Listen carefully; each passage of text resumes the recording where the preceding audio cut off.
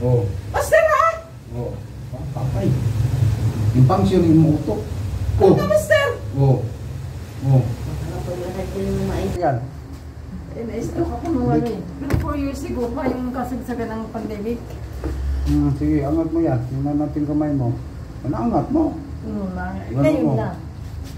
Oh. Bakit hindi ka pa gumaling? Nagantay ata sa inyo. Nagantay ata sa inyo. Ano ko? Dami ko nang nadaanan. Sino? Si... Hindi. Therapist. Mga therapist. Tapos manghihilot dalawa. Na therapist. At pagaling ka na. Ang tuhod ko, master. Oh. Ang mahirap. Bakit sira ang tuhod mo? Sipa daw. Siya ang mahina. Pero ito, okay na. Kita ko dun sa inyong nakasurt. Oo, sure kasi magbagbakan tayo dyan sa mga gilid-gilid. My schedule, wala daw bakante. Next year pa daw. Ulat mo. Dislocate. Dislocate yan.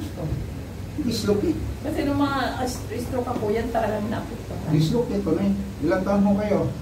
Yung totoo, 75 ako ngayong September. Sobrang laki itong paa mo.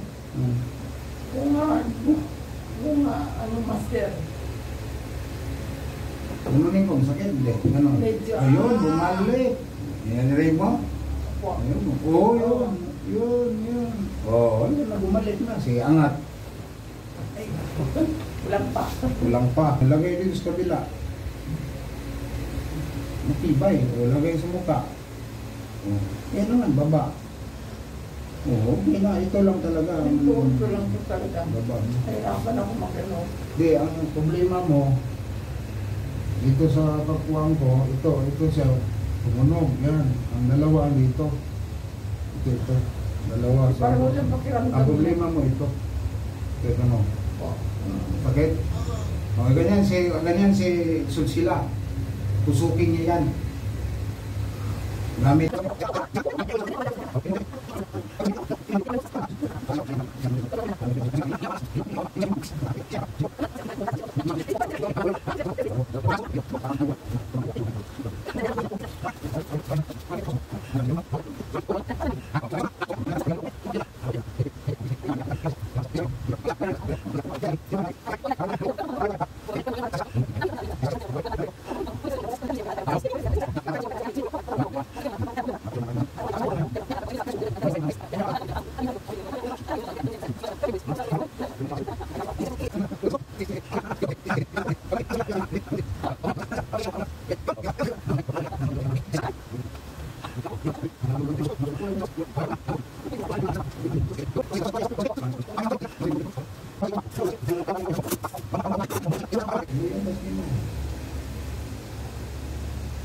Ano may sakit? Isa pang napakapakuno ko.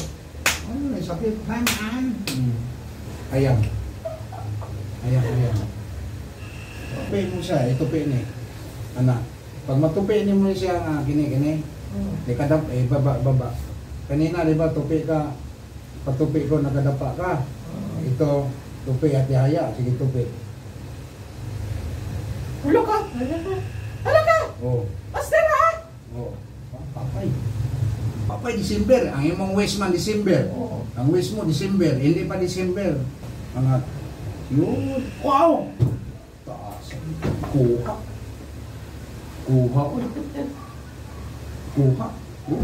Ubos na sa una. Diba?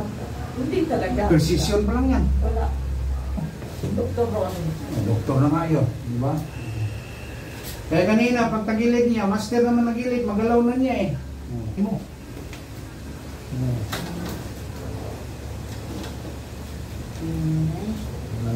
Oh, ang bilis lumakad. Parang kwitis. Oh. Ang bilis. Oh. Ano, master? Kumusta ang hilot na eh? Sa unang sesyon. Wala, ang unang kasi mabigat yung katawan ko, pero ngayon, at saka yung tuhod ko talaga, paglakad ko, straight, pero kanina ngayon, hindi naman ako sa nag-exaggerate.